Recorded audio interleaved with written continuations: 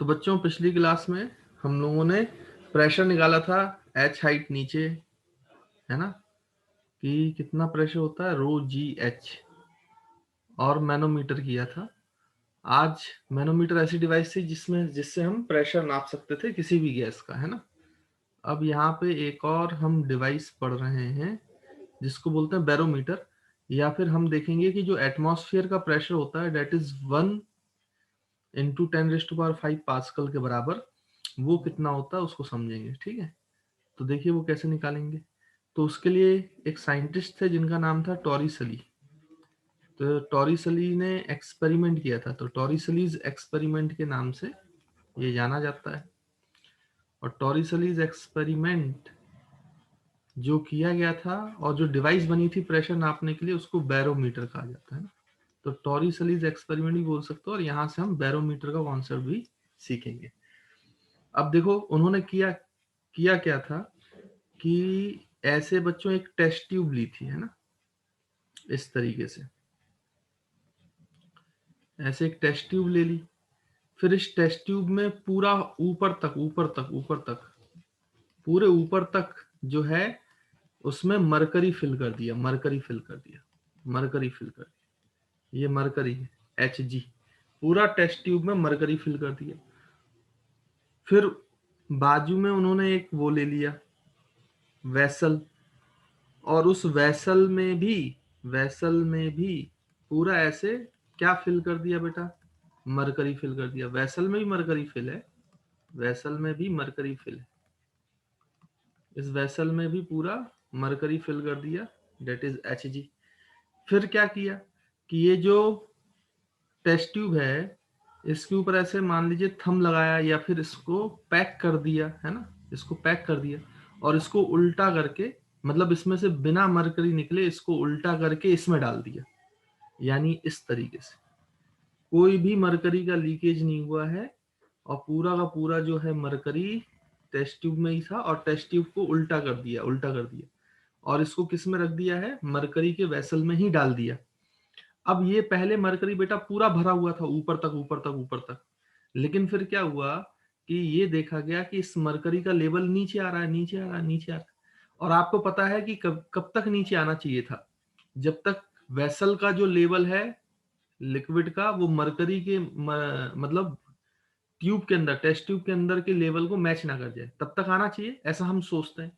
But ऐसा हुआ नहीं, ये थोड़ा सा तो नीचे आया, लेकिन उसके बाद रुक गया। यानी ये खाली जगह हो गई जहां पे कोई भी पार्टिकल नहीं है बच्चों, क्योंकि यहाँ पे तो पहले कोई भी पार्टिकल नहीं था, मरकरी था, तो मरकरी नीचे आ गया, तो ये बिल्कुल खाली स्पेस बन गया, खाली स्पेस, यहाँ कोई पार्टिकल नहीं। तो ये एक्चुअली में वैक्यूम क्रिएट हो गया है, वैक्यूम। और ये अर्थ पर बनाया गया परफेक्ट वैक्यूम, ऐसा मान सकते हो, क्योंकि यहाँ पे कोई भी पार्टिकल नहीं होता है। हम वैक्यूम पंप से जो वैक्यूम क्रिएट करते हैं उसमें तो फिर भी थोड़े बहुत पार्टिकल्स रहते हैं, लेकिन ये बिल्कुल परफेक्ट वैक्यूम। इसको टोरिसलीज वैक्यूम भी कहा जाता है, टॉरिसलीज वैक्यूम, क्योंकि उन्होंने ही एक्सपेरिमेंट में बनाया था। अब आप सोचो कि इसका जो बाकी का लेवल है, अच्छा ये देखा गया कि जो बीकर में मरकरी का लेवल है और जो टेस्ट ट्यूब में मरकरी का लेवल है उसमें एक हाइट है, मतलब इस लेवल से ऊपर कितनी हाइट तक मरकरी फिल है। तो ये निकाला गया, कैलकुलेट किया गया, तो ये 76 सेंटीमीटर आया बच्चों, ये 76 सेंटीमीटर आया। अब ऐसा क्यों हुआ होगा कि इस ट्यूब में मरकरी का लेवल 76 सेंटीमीटर ऊपर है? तो इसका कारण बोला गया क्योंकि यहाँ पे एटमॉस्फेयर है बेटा, एटमॉस्फेयर है, तो यहाँ से इस सरफेस पे एटमॉस्फेरिक प्रेशर लग रहा होगा P0, और इस लेवल पे जो मरकरी है वो ऊपर की तरफ प्रेशर लगा रहा होगा P, और जो ये मरकरी का प्रेशर P है ये P0 के बराबर हो गया होगा, इसलिए ये लेवल जो है वो ऊपर नहीं जा रहा है। दोनों तरफ से सेम प्रेशर लग रहा है ना बेटा, और अपोजिट लग रहा है, तो दोनों फोर्सेस जो है वो कैंसिल आउट हो गए होंगे, इसलिए वो लेवल ऊपर नहीं जा रहा है। और ये प्रेशर P बनाने के लिए यहाँ पे जो लिक्विड है, यहाँ पे जो आपका मरकरी है, उसको कितनी हाइट चाहिए होगी, 76 सेंटीमीटर। और आपको पता है ना सेम हॉरिजॉन्टल लेवल पर सेम प्रेशर होता है, तो अगर इस लेवल पे प्रेशर P है तो इस लेवल पे भी प्रेशर P होगा। और क्योंकि यहाँ पर वैक्यूम है, कोई खाली जगह है, कोई पार्टिकल नहीं है, तो यहाँ पे वैक्यूम में जो प्रेशर होता है बेटा वो जीरो होता है। वैक्यूम का प्रेशर जो होता है बेटा वो जीरो होता है ना। तो यहाँ पे आप P जो है वो जीरो है प्रेशर, और इस पॉइंट को आप मान लो A, इस पॉइंट को मान लो B। तो आपको पता है कि सेम हॉरिजॉन्टल लेवल पे जो है सेम प्रेशर होता है, मतलब PA is equal to PB। और वो किसके बराबर हो गया, तब लेवल रुक गया, तो ऑब्वियस सी बात है एटमॉस्फेरिक प्रेशर। यानी कि अगर मैं प्रेशर एट बी निकाल लूं, प्रेशर एट बी निकाल लूं, तो मेरा काम बन जाएगा, मुझे क्या मिल जाएगा बेटा, एटमॉस्फेरिक प्रेशर। अब मैं कैसे निकालूंगा प्रेशर एट बी, तो मैंने आपको बताया था कि बेटा किसी भी लिक्विड में जब आप एच हाइट नीचे आते हो, एच हाइट नीचे आते हो और उसकी डेंसिटी रो है, तो उसका जो प्रेशर है डेल्टा पी वो कितना इंक्रीज हो जाता है बेटा, रो जी एच, है ना। अगर हम एच हाइट नीचे किसी भी लिक्विड में आए तो उसमें कितना प्रेशर में चेंज आता है, रो जी एच। यहाँ पे पहले एटमॉस्फेरिक प्रेशर होता था तो डेल्टा पी लिखते थे, नीचे का प्रेशर माइनस एटमॉस्फेरिक, लेकिन यहाँ पे तो जीरो है। तो मैं यहाँ पे प्रेशर लिख सकता हूँ, एटमॉस्फेरिक प्रेशर जो है वो प्रेशर एट पॉइंट बी के बराबर है। और प्रेशर एट पॉइंट बी जो है बच्चों, प्रेशर एट पॉइंट बी वो कितना है, देखो यहाँ पे टॉप मोस्ट पॉइंट पे तो वैक्यूम है तो प्रेशर जीरो है, तो जीरो कर दिया। फिर हम कितनी हाइट नीचे आए, 76 सेंटीमीटर, तो कितना प्रेशर बढ़ा होगा, density of mercury into G into ये हाइट जिसकी वैल्यू है 76 सेंटीमीटर। अब यहाँ पे आप अप्लाई कर दो भाई, तो यहाँ पे प्रेशर ऑफ वैक्यूम है ना, ये P है, सॉरी P नॉट नहीं, P नॉट तो हम निकाल रहे हैं, ये वैक्यूम का प्रेशर P कितना है बेटा, जीरो। तो ये हो जाएगा zero plus density of mercury, है ना बच्चों। थोड़ा सा मैं यहाँ पे इसको हटा देता हूँ, नहीं तो फिर आप कंफ्यूज हो गए। तो यहाँ पे ये डेंसिटी ऑफ मरकरी आएगा। डेंसिटी ऑफ मरकरी मैंने आपको पहले ही बताया है कि इसका वैल्यू याद रखेंगे, ये होता है 13,600, है ना, 13,600 kg पर मीटर क्यूब। जी की वैल्यू 10 ले लेते हैं, एच की वैल्यू जो है 76 सेंटीमीटर है, तो मीटर में कन्वर्ट करेंगे तो 0.76 आएगा, है ना बच्चों। अब आप इसको सॉल्व करो, इस डाटा को। जब आप इस डाटा को सॉल्व करते हो तो आपको आंसर मिलता है 1.013 इंटू 10⁵ पास्कल, और एटमॉस्फेरिक प्रेशर की वैल्यू यही होती है। इस तरीके से टॉरिसली ने एटमॉस्फेरिक प्रेशर का जो है कैलकुलेशन किया था, पी नॉट का 1.013 इंटू 10⁵ पास्कल। तो दिस इज एटमॉस्फेरिक प्रेशर। इसको 1 एटीएम भी बोलते हैं ना बच्चों, 1 एटीएम तो एक यूनिट होती है प्रेशर की। अगर आपको कभी भी 1 एटीएम लिखा हुआ मिले, अगर उसको पास्कल में कन्वर्ट करना है तो 1.013 इंटू 10⁵ का मल्टीप्लाई कर देंगे तो वो पास्कल में कन्वर्ट हो जाएगा। तो this is another unit of pressure, ATM, atmospheric pressure के टर्म्स में, है ना बच्चों। तो आई होप आपको समझ में आया होगा टॉरिसलिस एक्सपेरिमेंट क्या। और ये जो डिवाइस है जिससे हमने ये प्रेशर नापा है, इसका ये जो प्रेशर नापा है, ये जो डिवाइस है जो हमने ये टेस्ट ट्यूब और बीकर से मिला के बनाया है, इसको बोला जाता है बैरोमीटर। इसी को नाम दिया गया है बैरोमीटर, है ना। तो मेरे ख्याल से आपको बैरोमीटर भी क्लियर होगा। और बैरोमीटर भी क्या मीजर करने का काम करता है, प्रेशर मीजर करने का काम करता है ना। तो मेरे ख्याल से आपको पॉइंट जो है वो क्लियर। अच्छा, इसमें बच्चों कभी कभी ऐसा यूज होता है कि टॉरिसलीज ने, ऐसा पूछा जा सकता है कि टॉरिसली ने जो है वो टेस्ट ट्यूब जो लिया था उसमें मरकरी ही क्यों फिल किया, क्या वाटर फिल नहीं किया जा सकता था। देखो बेटा, ये जो टेस्ट ट्यूब है आप खुद सोचो, इसमें 76 सेंटीमीटर की हाइट तक पानी आएगा। तो ये टेस्ट ट्यूब कोई छोटी मोटी टेस्ट ट्यूब नहीं जो आप केमिस्ट्री लैब में देखते हो, वो 15 सेंटीमीटर की होती है। ये टेस्ट ट्यूब जो है, ये टेस्ट ट्यूब जो बनाई गई थी ये 1 मीटर की थी, 1 मीटर की लेंथ के लगभग थी। फिर उसमें कुछ डिप किया था तब 76 सेंटीमीटर मिलता था।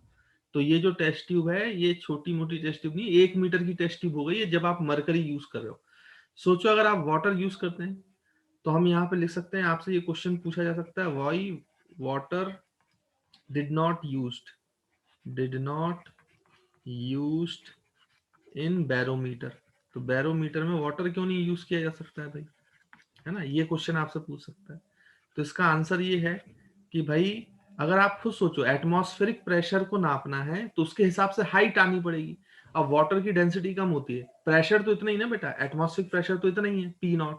तो सोचो अगर मुझे यहाँ पर पी नॉट के बराबर प्रेशर करना होता तो ये हाइट कितनी होनी चाहिए थी वाटर अगर मैं यूज करता, तो मैं यहाँ पे लिखता प्रेशर पी नॉट जो है वो किसके बराबर होना चाहिए, density of water into G into height. अब देखो बेटा डेंसिटी ऑफ वाटर कितना होता है, ये तो 10⁵ पास्कल एटमॉस्फेरिक प्रेशर, लगभग लगभग इसको अप्रोक्सीमेटली 10⁵ पास्कल भी लिख सकते हैं, उसके हिसाब से कैलकुलेशन करते हैं।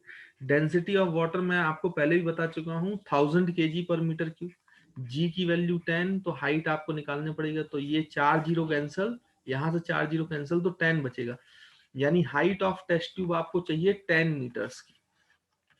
यानी अगर वाटर यूज करोगे आप तो आपको टेस्ट ट्यूब की जो हाइट है वो कितनी चाहिए होगी, वो आपको 10 मीटर की चाहिए होगी। अब प्रैक्टिकली 10 मीटर की टेस्ट ट्यूब बनाना ये तो प्रैक्टिकली पॉसिबल नहीं है ना भाई, ये तो बहुत लंबी टेस्ट ट्यूब हो जाएगी। 1 मीटर की तो फिर भी हम बना सकते हैं, लेकिन 10 मीटर की टेस्ट ट्यूब बनाना कोई आसान काम तो है नहीं, है ना, और उससे एक्सपेरिमेंट करना भी कोई आसान काम नहीं होगा, है ना।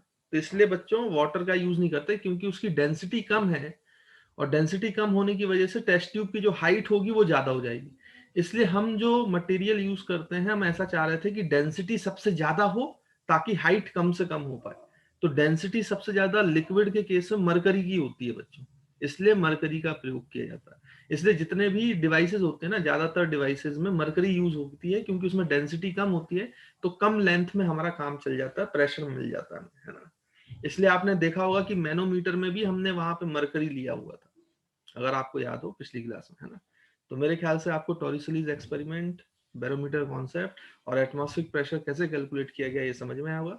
और वाटर या फिर दूसरा कोई लिक्विड जिसकी डेंसिटी कम है वो क्यों यूज नहीं किया जा सकता बैरोमीटर में एटमॉस्फेरिक प्रेशर को नापने के लिए, वो आपको क्लियर होगा, है ना। तो इसको जल्दी से नोट करें फिर आगे बढ़ते हैं। इसके बाद बच्चों एक छोटा सा और एक चीज है जिसको हमें यहाँ देख लेना चाहिए, इसको बोलते हैं पास्कल लॉ। अब ये पास्कल लॉ क्या है बच्चों, ध्यान से समझें। जैसे मान लीजिए मैं आपसे बोलूं कि यहाँ पर एक वेसल है, वेसल में ऐसे लिक्विड फिल है, लिक्विड फिल है, लिक्विड फिल। अब आपसे मैं पूछूं कि भाई आप बताओ H1 हाइट पे, ये मान लो आपका जो पॉइंट है सरफेस का वो A है, फिर इससे H1 हाइट नीचे एक पॉइंट है जिसको हम B बोल रहे हैं, और उसके नीचे एक और पॉइंट है जिसको हम सी बोल रहे हैं, और ये मान लो सरफेस से H2 हाइट पर है, सी वाला पॉइंट, है ना बच्चों। अब क्या बोला गया कि इस वेसल में हमने एक क्या रख दिया बच्चों, इस तरीके से पिस्टन रख दिया, पिस्टन रख दिया, पिस्टन रख दिया, और इस पिस्टन का मास जो है बच्चों वो m है। अच्छा जब पिस्टन नहीं रखा था, without piston, without without piston, जब हमने यहाँ पे पिस्टन नहीं लाया था, तब आप सोचो ए जो है वो एटमॉस्फेयर के कांटेक्ट में था, तो ए पॉइंट का जो क्या है बच्चों, ए पॉइंट का जो प्रेशर है वो ऑब्वियस सी बात है किसके बराबर था, एटमॉस्फेरिक प्रेशर के बराबर, क्योंकि एटमॉस्फेयर के कांटेक्ट में था, है ना। और अगर मैं बोलूं कि बी का प्रेशर क्या था, तो बी का प्रेशर ऊपर पी नॉट प्रेशर है, और H1 हाइट नीचे आने की वजह से कितना प्रेशर बढ़ गया होगा बेटा, तो ये प्रेशर बढ़ गया ρg(H1), ρg(H1), है ना। लिक्विड में H1 हाइट नीचे आए तो ऊपर पी नॉट प्रेशर तो था ही एटमॉस्फेरिक, और ρg(H1) और बढ़ गया, है ना। फिर उसके बाद जब पिस्टन नहीं था बच्चों, है ना, फिर मैं आपसे बोलूं कि प्रेशर एट पॉइंट सी कितना था, तो सरफेस पे प्रेशर पी नॉट था, और नीचे आप H2 हाइट आए तो ρg(H2) प्रेशर और इंक्रीज हो गया। तो ये तीनों पॉइंट का प्रेशर था जब पिस्टन नहीं था। लेकिन अब हम पिस्टन लगा रहे हैं, तो विथ पिस्टन अब प्रेशर का क्या होगा ये हमें कैलकुलेट करना है। अब आप ध्यान से देखो बच्चों, तो यहाँ पे होगा क्या कि यहाँ पे जैसे ही आपने पिस्टन लगा दिया तो पिस्टन का वेट भी आ जाएगा नीचे, mg, पिस्टन का वेट आ जाएगा mg।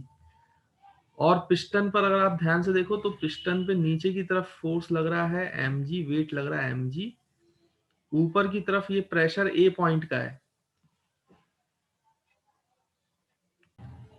तो देखो बच्चों क्या होगा कि नीचे की तरफ लग रहा है mg फोर्स, अब नीचे ये जो है ए पॉइंट का प्रेशर चेंज हो जाएगा, क्योंकि अब ये एटमॉस्फेयर कांटेक्ट में नहीं है, पिस्टन बीच में आ गया, तो ऊपर से एटमॉस्फेयर इस पिस्टन पे भी प्रेशर लगा रहा होगा पी नॉट ए, तो फोर्स नीचे की तरफ लगा रहा होगा पी नॉट इंटू ए।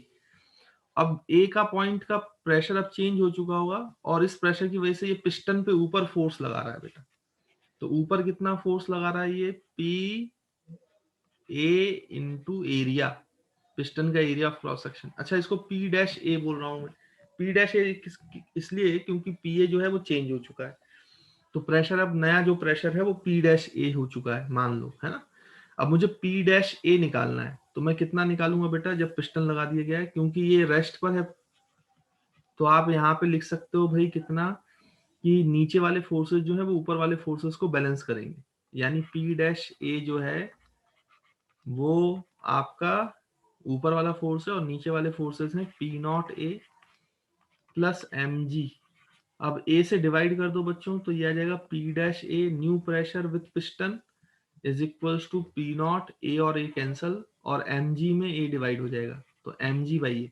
तो आप ध्यान से देखो, पहले ए पॉइंट का प्रेशर केवल पी नॉट था जब पिस्टन नहीं था, लेकिन पिस्टन आने की वजह से यहाँ पे एक एक्सटर्नल फोर्स आया एम जी, और उस एक्सटर्नल फोर्स की वजह से एक प्रेशर बढ़ गया, है ना, प्रेशर बढ़ गया किसी पॉइंट का, ए पॉइंट का प्रेशर बढ़ गया, कितने से बढ़ा बेटा, एम जी बाई ए। अच्छा, अगर मैं आपसे पूछूं कि बी का क्या होगा, प्रेशर एट बी, तो वो भी चेंज होगा। प्रेशर एट बी जो है बच्चों वो ऐसा है, pressure at A dash surface पे जो प्रेशर है, और फिर आप कितना हाइट नीचे आए हो बेटा, h1 हाइट नीचे आए हो, तो रो जी h1। तो बी पॉइंट का जो नया प्रेशर है बच्चों वो कितना हो जाएगा, पी डैश ए जो है वो P naught plus M G by A है, उसको बाद में लिख लेंगे, यहाँ पे रोजी h1 लिख लेते हैं, प्लस एम जी बाई ए लिख लेंगे। ध्यान से देखो तो बी पॉइंट का भी प्रेशर कितने से बढ़ गया बेटा, एम जी बाई ए से। वैसे ही आप सी पॉइंट का प्रेशर भी बोल सकते हो, वो भी चेंज हो गया है, वो सरफेस का प्रेशर मतलब पी ए डैश प्लस कितनी हाइट नीचे आए, रो जी एच टू। तो पी ए डैश की वैल्यू फिर से आप डालोगे तो ये हो जाएगा पी नॉट प्लस रो जी एच टू, पहले लिख लेते हैं रो जी एच टू, और प्लस एम जी बाई ए, ये बाद में लिख लेते हैं। तो देखो सी पॉइंट का भी प्रेशर कितना बढ़ा, एम जी बाई ए। यानी कहने का ये मतलब है कि अगर आपने किसी एक पॉइंट पर एक्सटर्नल प्रेशर लगाया है, एक्सटर्नल फोर्स लगाया है, तो उसके वजह से जितना प्रेशर किसी एक पॉइंट का चेंज होगा, उतना प्रेशर हर पॉइंट का, लिक्विड के हर पॉइंट का चेंज होगा, लिक्विड जब रेस्ट पर है।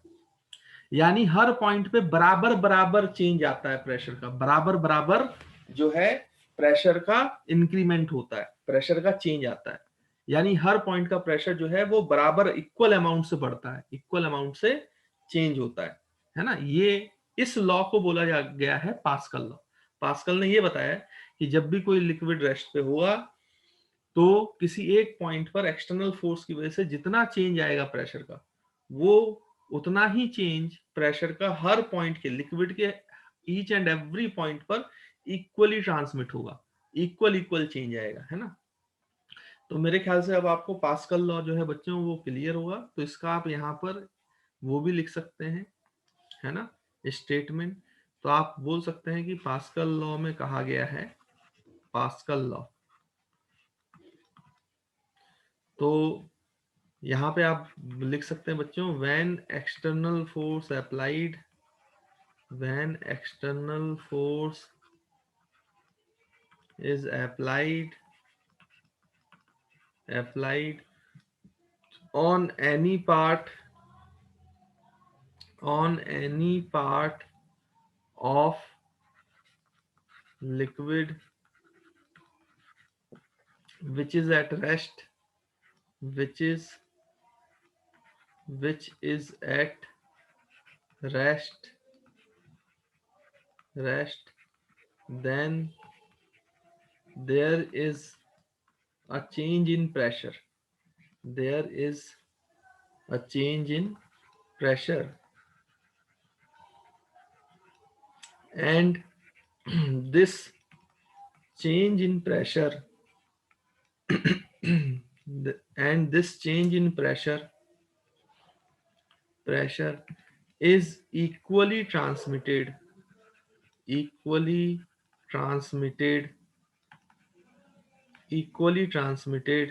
at each and every part, of liquid, at each and every part of liquid। तो कभी भी किसी पार्ट पे एक्सटर्नल फोर्स अप्लाई किया जाएगा बेटा, तो उसकी वजह से वहां पे चेंज इन प्रेशर आएगा, और वो चेंज इन प्रेशर हर जगह पर सेम होगा, each and every part of the liquid उतने ही अमाउंट से चेंज होगा, जैसे mg/a, जैसे मैंने आपको इस एग्जांपल समझाया। तो आई होप आपको पास्कल लॉ जो है वो भी अब क्लियर है।